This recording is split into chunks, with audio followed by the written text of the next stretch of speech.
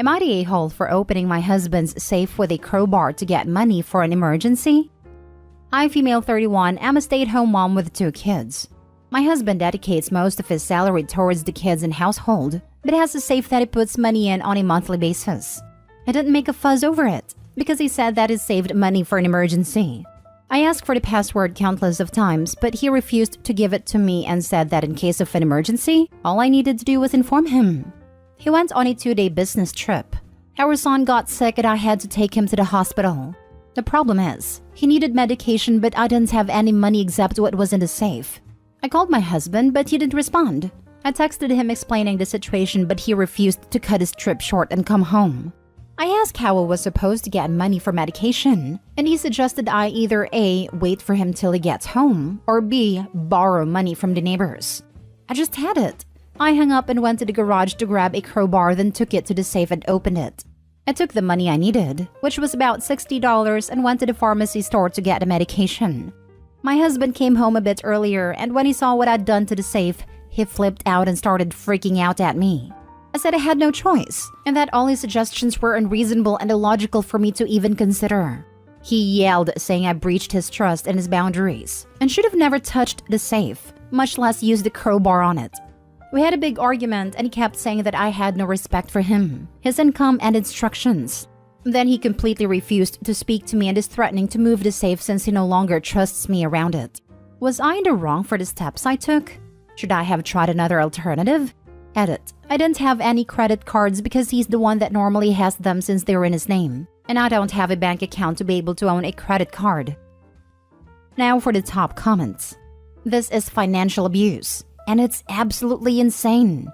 Go to the neighbors and borrow money? Seriously? If my neighbor came to me and asked to borrow money because her husband left on a 2-day business trip and left her with no money, I'd call Adult Protective Services. I'd ask if she needed help getting to a women's shelter with her kids. It's 2022. Never mind the fact that as the working parent, he should have set up an account for you, the caregiver, with a few $100s for care expenses at all times. But like $60 for an extremely sick child? We live in an age of instant transfers, and there's a huge big box of money to home, and it says borrow it from the neighbors? Not the whole times infinity. You and your children are victims of mistreatment. You need to get out, my dear. So much this. Get out. Run. If only it were so easy. That's why people financially mistreat spouses so that they can't leave. Opie couldn't even get her hands on $60 for kids' medicine without taking drastic measures. How is she supposed to just leave the house? I would assume she's socially isolated, especially since she didn't have friends/family she could call for help either. And she might even be in a rural area, without access to services like a women's shelter. I'm not saying she shouldn't start planning and squirreling away what she can, but just saying run for the hills isn't exactly helpful in these scenarios. She should absolutely start hiding away money whenever she can, and make copies of all important documents as well. Frankly, her best bet would have been to clear out that safe entirely and run with it. But she definitely needs to start making a plan to become independent of her husband, because he's controlling and that is dangerous. Not the a-hole. You do realize that the fact that he cares more about money and this supposed breach of trust than your son's health is highly concerning, right? This behavior is not normal. The fact that he left you with no money and you have access to no money is financial abuse. Let him move the safe, all the way out of the house along with his sorry butt. Nah, don't let him move the safe. She should take the rest of the money in it and deposit it into a bank account in her name, then kick him out. She'll need the money to live on until the divorce is finalized. Next story. Am I the a-hole for leaving my sick wife to deal with 2 toddlers on her own? I'd like to give a little bit of background first. I, male 36, and my wife, female 35, have a 3-year-old daughter. I have a long-standing issues with my wife's sister-in-law because I think that my wife constantly panders to her and caters to her every whim, often at the expense of me and my daughter. Recently, we had a huge fight about her saying something offensive to me in a public setting in defense of sister-in-law at our daughter's expense, and up until this point, she has tried to do better. Now, we've been both floored with flu for the past 10 days or so, negative COVID tests. She seems to have it slightly worse than me, so I've been tagged in to do all chores, childcare, and cooking while she's tried to get as much rest as possible. This has now trickled into a week I booked off work on holiday, which doesn't bother me in itself because I'd rather make sure they were both okay. I am, however, starting to feel really run down myself now. I'm tired. I've had limited opportunity to rest and catch up on sleep, and I'm sore. Today my wife woke up at around 9:15 a.m. I'd been up since 6:30 with daughter and said she was feeling a bit better. I said that's great, and maybe she could hold the fort while I went for a nap. She said that what she was actually thinking was inviting sister-in-law's youngest around for a playdate to keep our daughter occupied. For reference, she's 3. This isn't an uncommon thing to happen. Sister-in-law often brings her kids to us. And for reasons I still don't understand, our daughter was never invited to spend an afternoon with them in their house. I said that I really wasn't feeling up to it today. My wife said that I wouldn't have to do anything to entertain them, to which I was skeptical about, but I agreed. So about 15 minutes after she arrives, I'm asked to get them drinks and snacks and then play games and occupy them. Now, I'm aware that I'd have needed to do this for my own daughter, but going from 1 to 2 toddlers is such a huge leap in terms of the demand on your time and energy. Add this to the fact that I was feeling lousy and it just wasn't a good mix. I'm off work this week, and on top of my illness, I didn't sign up for extra childcare duties. After about 2 hours, I told my wife that I was going up to my mom's house to get a sleep. The whole way up, she was phoning and texting me, absolutely furious that I'd left her to deal with it. I'm literally lying in my mom's spare bed writing this now, but my brain is too wired to sleep. Am I the a-hole? I know it's horrible leaving her while she's sick to deal with 2 toddlers, but after so long holding the ball, I've reached my limit. Not the a-hole at all. You told her you needed rest, and she decided to have a guest over? You should have just gone to take a nap as soon as the other kid arrived. God, I wish I had done this, right as sister-in-law walked in. Why would she invite a toddler over when both of you are still sick? The toddler could pick up the flu at your house and bring it home with her. Exactly. And now, OP, you are at your mom's house while ill? This whole thing is an absolute disaster. Have we forgotten the flu can also be dangerous? The whole thing is irrational. If children were going to be doing playdates, OP's toddler should have gone to sister-in-law's, and then both OP and the wife could rest. Not the a-hole. First of all, you are both sick. Why would your wife want to potentially give that to her niece? Secondly, when both parents are ill and in general is a team effort, you should have your fair share of rest. Otherwise, all that is gonna happen is one will get better whilst the other runs themselves down, physically and emotionally. Your wife invited her around, and your wife should look after her. Next story. Am I the a-hole for yelling at my wife after she woke me up to help with the kids? My wife, Sonia, is a stay-at-home mom to our 2 children, 7 male and 5 female. I really try to help with the kids when I get home. I know being a stay-at-home mom is pretty tiring, even though she has part-time off from school, but helping with homework, making food, and taking care of kids can be exhausting. So when I get home, I make dinner, wash the dishes, and stay with our children for a while so she can have her moment too. These weeks have been pretty exhausting. It is a very important month professionally because in November will be the delivery of a 6-month project that my team and I are idealizing.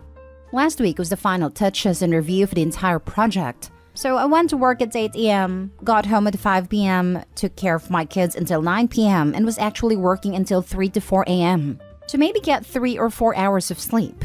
I have trouble sleeping. So if I slept 12 hours in 5 days, it was a lot.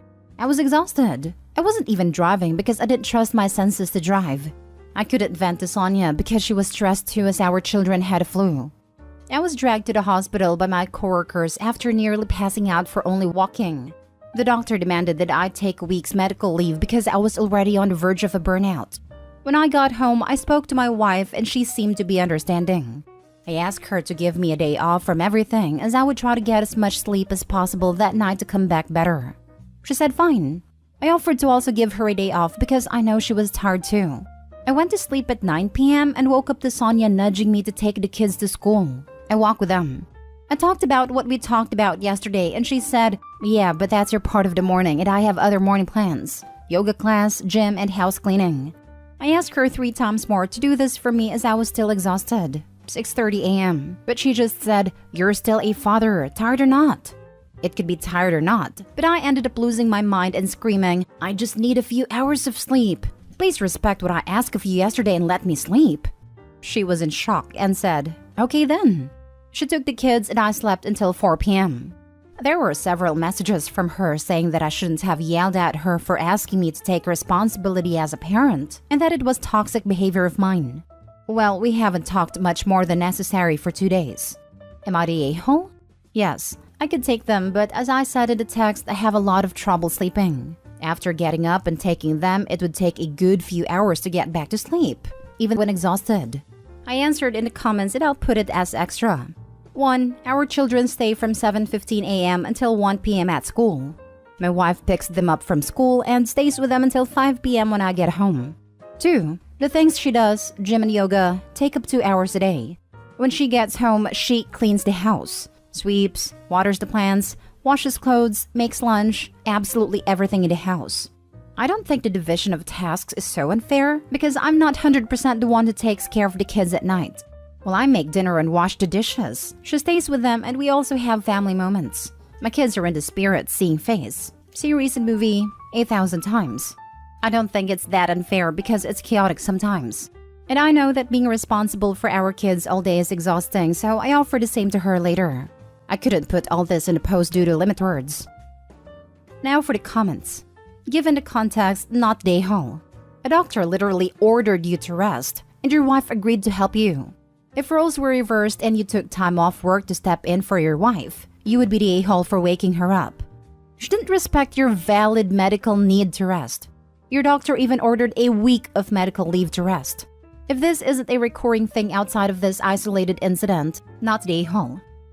I agree. Well, I'm just assuming here, Opie's wife didn't need to go to the gym or yoga if it was just for fun, and could have walked the kids to school since Opie's doctor literally ordered him to rest. It would have been a different story if the doctor had it otherwise. This right here. Also, it appears that the wife gets a 2-hour break every day for yoga/gym. When does Opie get his 2-hour per day break? Not the a-hole. As a rule, I tend to go with you're the a-hole or everyone sucks here when it comes to yelling at people. But while I'm still not a fan even in this situation, it came after trying to be reasonable 3 times. I also usually see the men on here with stay-at-home wives as a-holes because they think their wives should wait on them hand and foot. That's clearly not the case here.